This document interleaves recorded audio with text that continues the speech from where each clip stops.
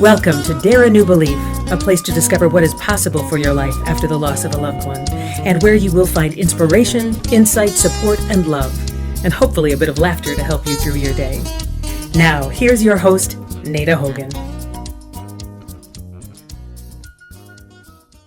Welcome to Dare a New Belief, where you will find light and life, love and joy, healing, faith, and hope. A place where you get to believe in what is possible for your life. And on today's show, I have the great honor to have Katie Elliott back with me again as we roll into part 2. So if you missed part 1, please go back and listen to that. That was just last week. Please go back and listen to that because Katie's story from a massive breakdown in 2016 that completely set her life in a different trajectory that is so empowering. You'll want to hear that. And just a quick recap of who Katie is. Katie is the host of Adventures in Behavior Change podcast.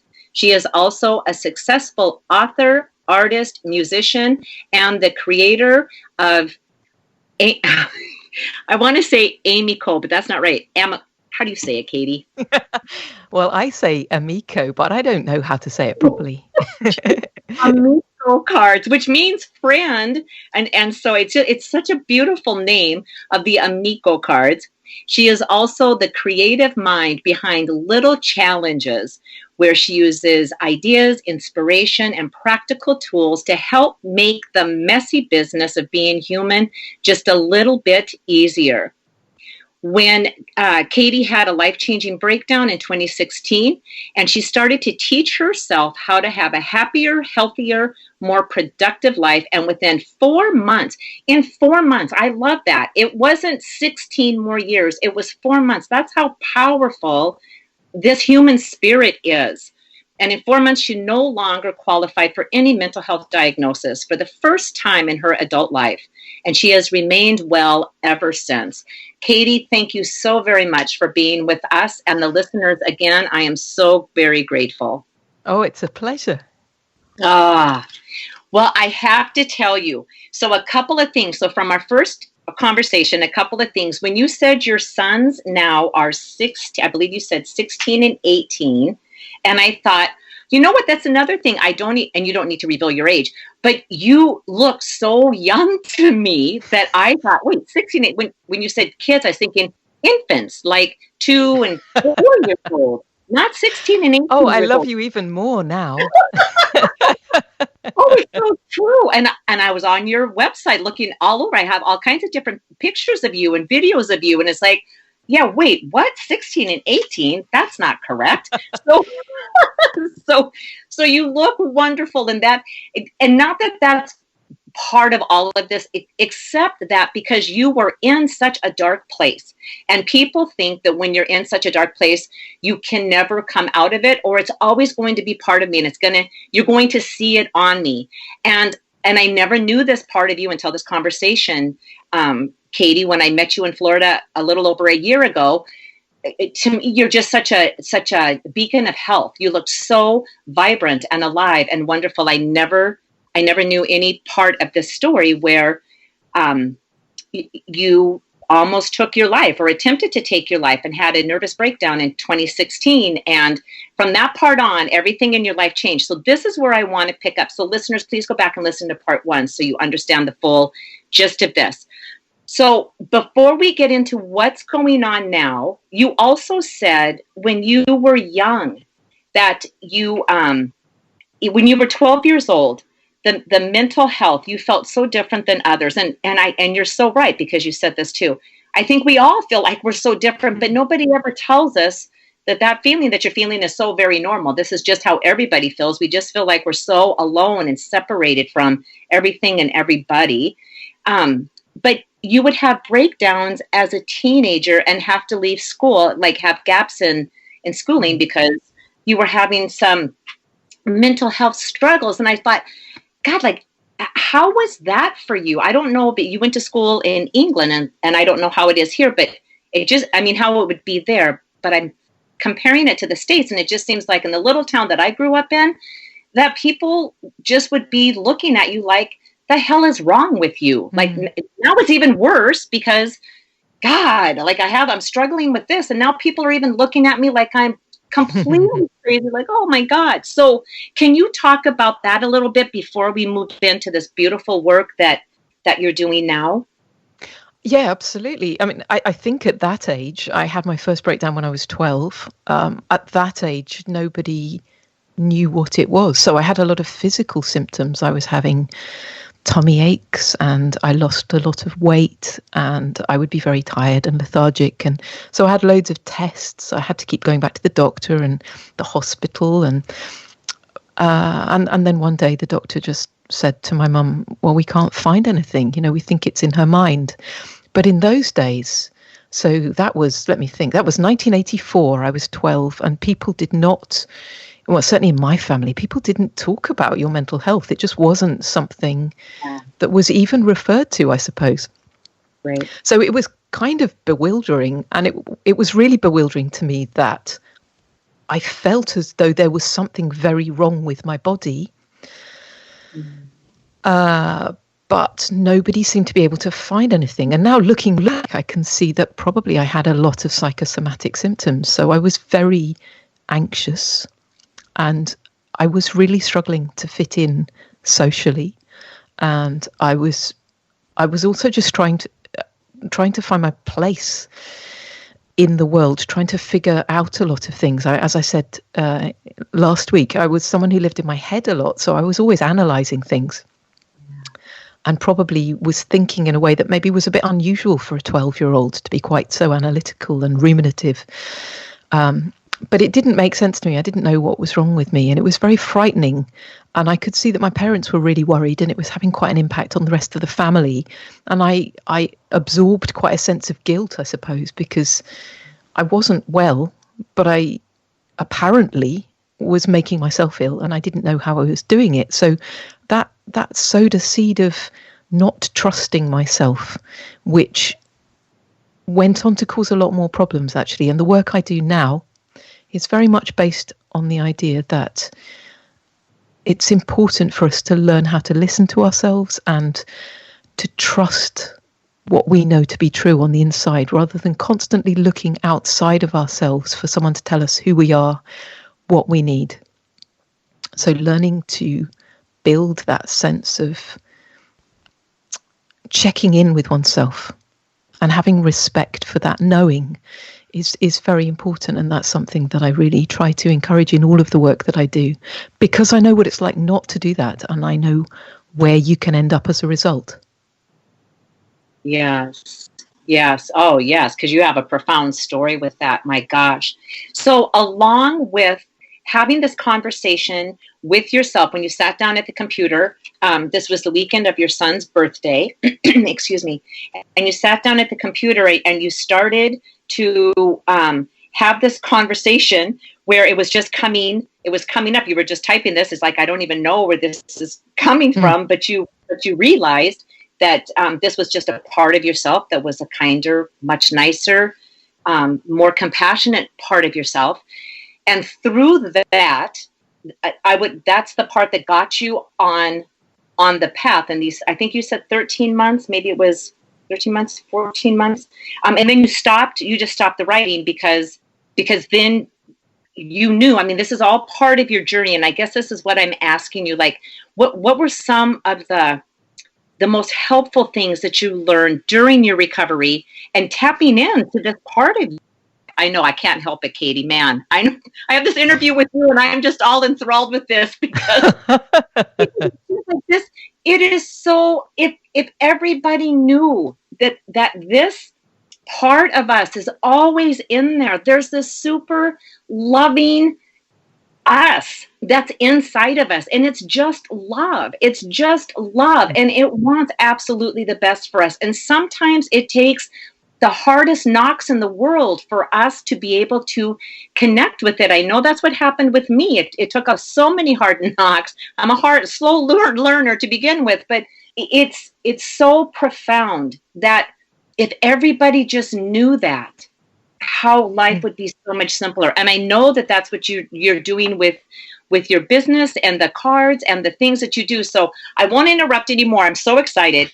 So can you share that part with, the things that helped you, the most helpful things that you learned during your recovery? Well, that writing process, which I came upon completely accidentally, that was one of the most helpful things, because it set me on a path of self-compassion, which was completely new. And I've looked into it subsequently, and there's lots of evidence actually that people are much wiser than they realize. So we know that, we know from research that people tend to give their friends much better advice than they give themselves.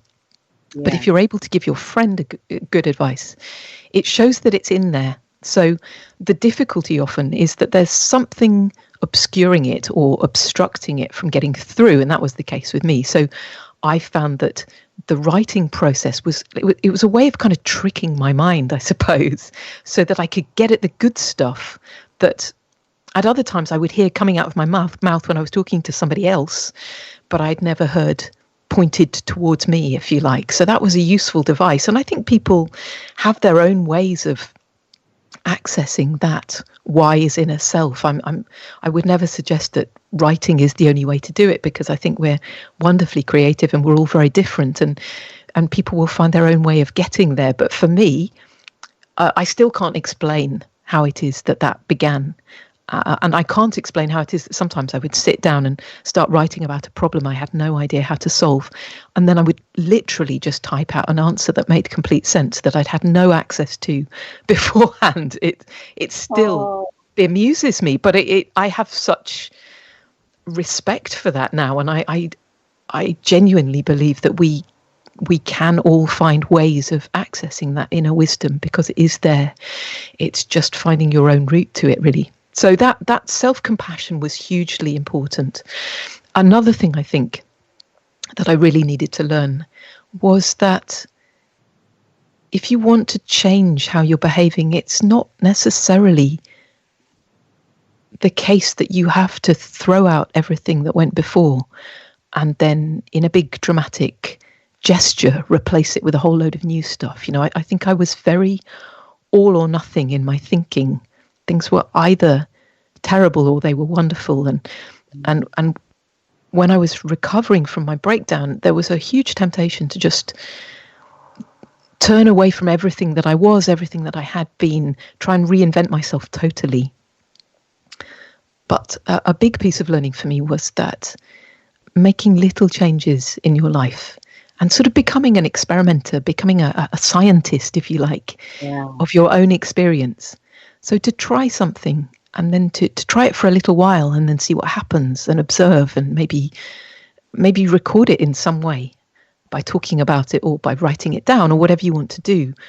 Kind of getting to know yourself by making small changes and then perhaps keeping the ones that you like and discarding the ones that don't really work for you, and becoming a bit playful and experimental and quite light with that process of seeing how you can change and exploring what's possible for you.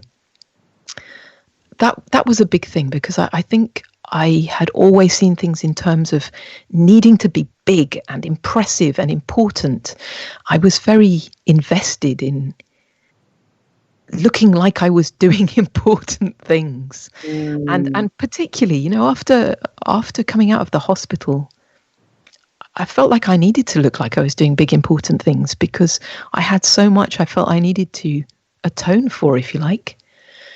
But actually, it was the really, really small things, the learning how to get enough sleep, the learning to get regular exercise, the learning how to forgive myself, the learning how to just enjoy the moment, all the little gifts, that drop into your day, all those beautiful moments that I think I had been so busy trying to do important things, I just hadn't been paying attention. So I have a real respect for small things now in a way that I never did before.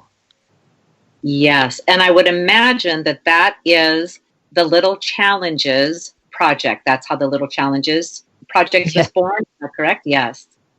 Yes, that's where it came from. It was that piece of learning that making small changes and actually sustaining them, rather than doing the thing of just changing everything, doing it for a week or 2 weeks and then getting despondent and going back to how you were before, about trying to do things in very tiny, manageable, sustainable ways.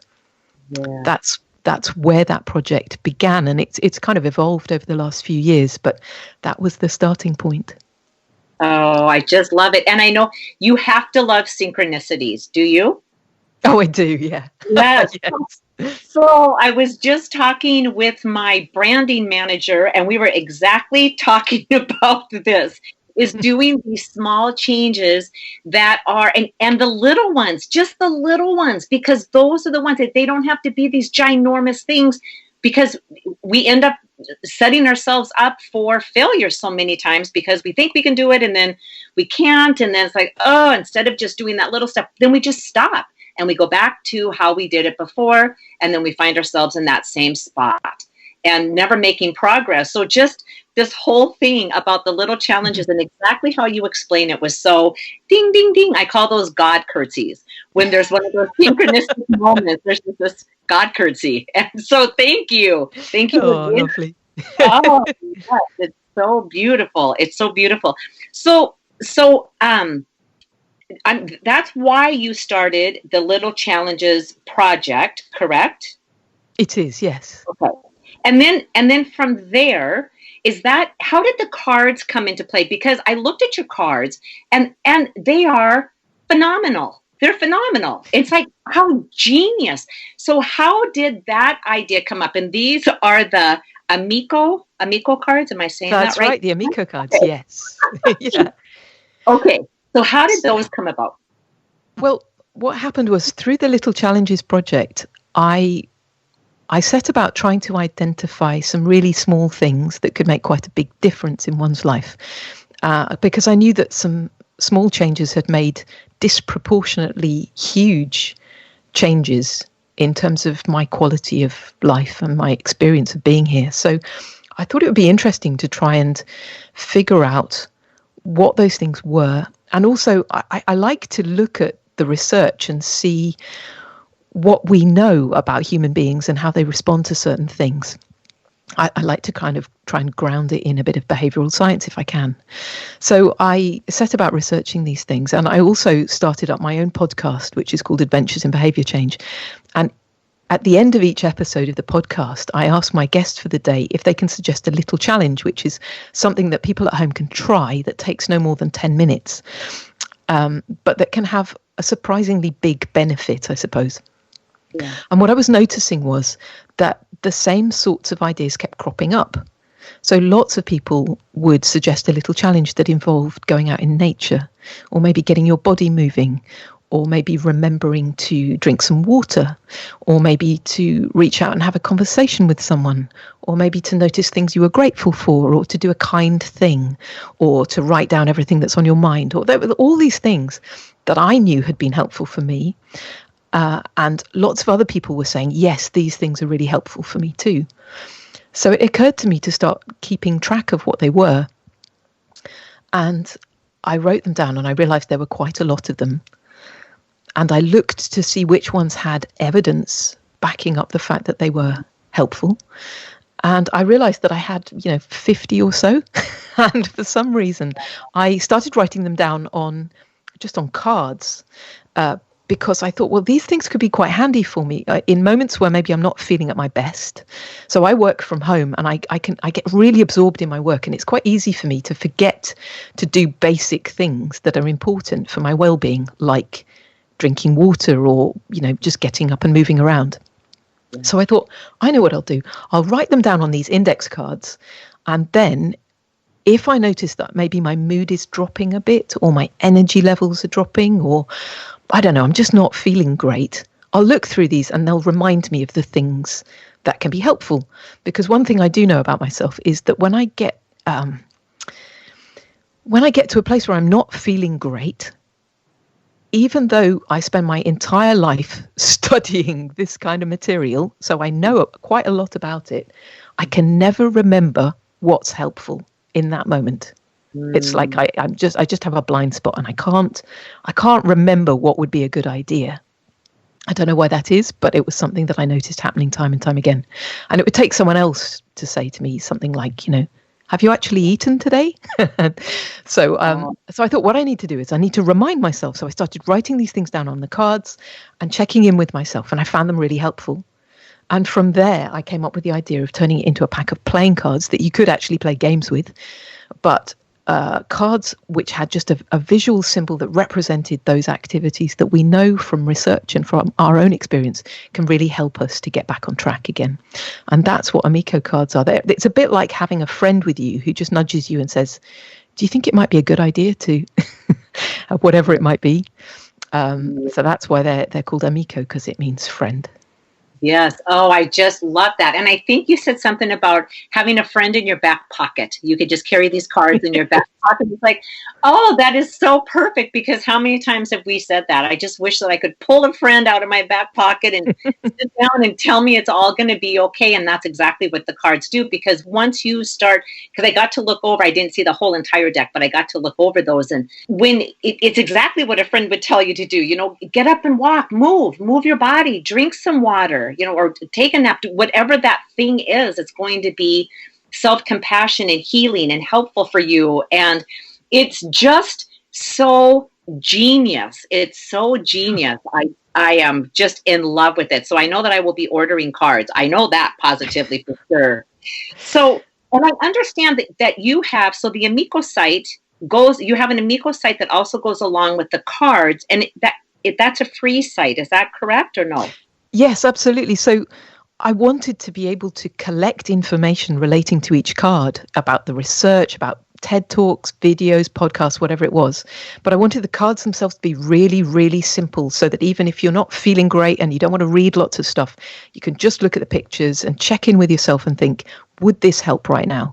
So I didn't want to clutter them up with information. So what I've done is I've created a website, and there's a page for every single card in the deck. And if you go onto the website, you can find out the latest research, articles, whatever it might be that you want to find out, inspiration, things to try relating to every one of the cards. Oh, I love that. And what I love so many things about the cards, but one of the things that I totally love, because I love research, I love science-based. And when you know that, this is advice that's been researched, or an idea that has been researched and is proven to work, somehow that just touches a different part of us where we take it with more, it's weightier. There's a validity to it. Instead of somebody just saying, oh, if you just get a drink of water, you'll start feeling a little bit better. It's like, no, but this is what the research is saying. If you move your body, or if you have some water, or whatever it is to change the behavior that's going on in you, and to have that, because it's a lot of work to do all of the research. So it's like you got the whole package going here. It's so phenomenal. I just absolutely adore it. I love it. I love those cards. And I know that we're going to be wrapping this up again. It's like I'm in a time warp. I can't stand it. So as we're starting to bring this in for a landing, can you tell me and the listeners, how is life so different for you now? And what impact does that have for you? It's so different because I am so glad and grateful to be here. And I never, ever thought I could feel like this. So if there was one thing I'd really love to share, it's that no matter how terrible things feel, there is hope that they can feel better again. And I would guess that you probably have had that experience too, of thinking that things, you just can't bear how bad things are. And yet on the other side of that, somewhere, the other side of the brokenness and the pain is something so much more beautiful than you could ever have imagined. Yes. And if you don't believe that, if there's a listener out there that just doesn't believe that, if you can just hang on and find the sources, and that's why the work that Katie does is so empowering and so beautiful, and her podcast, so you get to go and listen to her podcast, all of that will be in the show notes. But I can tell you the name of her podcast quickly, or maybe Katie, you might need to tell it. I have to find it in my notes here again. It's called Adventures in Behavior Change, and you can find it in all the usual podcast places. Okay, perfect. Yes, because when there's enough people saying that the dark night of the soul does not have to be the end of it, that it can literally be the catalyst to the best life. I'm assuming this is the best life you've ever lived in all of your years. So from 2016 forward, that these last 4 years are the best years that you have lived. It makes it all worth it. And yeah. Yeah. Absolutely. Absolutely. I'm so, I'm giving you the biggest energetic hug. So I hope that you can breathe.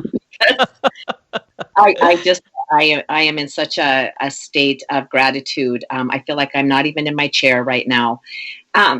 Katie, I want to thank you so much for being here. And I know that you, when we wrapped up our first podcast, in case somebody didn't hear the information on where they can go to receive a free gift, can you share that with us now? And then I'll put that in the show notes also. But if you could share that with us, that would be fabulous. Yes, of course. So there's a special free gift just for listeners to this show. You can find it at littlechallenges.com/dare, DARE. And that's an A to Z of resilience. So it's lots of ideas relating to how to be more resilient and how to feel happier and healthier. There are lots of other free things on the website. And also there's the Amiko website where you can find lots of information around behavior change and well-being. So I hope you'll take a look. Yes. Oh, and I highly recommend that you do, because it is packed full in a beautifully designed way. It's so easy to navigate, but you have so much information in there. I was just blown away. I had no idea that your website had so much information, and I will be referring people to your website all of the time. And I would love to have you back again. And Katie, we may have to just sit down and think about a time to have you come back and talk a little bit more about some more stuff, because I didn't ask even a third of the questions that I wanted to ask you. But you've been such a delight, and I'm so honored to have you. And I just want to thank you again for your authenticity, your openness, your sharing, and your courage to change everything in 2016 and to show up to life completely differently, because you absolutely are impacting and changing other people's lives because of what you went through. So thank you so very much for being here with me. Thank you. It's an absolute privilege. Thank you. Oh, I just adore you. Thank you so much. And for all of the listeners, all of Katie's information, how to contact her, her website, email, everything will be on the show notes. So please don't worry about that. It will all be there. Many blessings to all of the listeners and to you, Katie. And just know there's always something beautiful on the other side. And thank you so much for being one of those beautiful things, Katie. Much love to you. And to you. Thank you. Thank you. Thank you for spending time with us today. Please go to nadahogan.com for show notes and other information you can use right away. If you like what you heard here, please subscribe to our show, and don't forget to rate and review right there on Apple Podcasts, Stitcher, Google Play, or wherever you get your shows. And don't forget to tell your friends about it. We'll see you next week.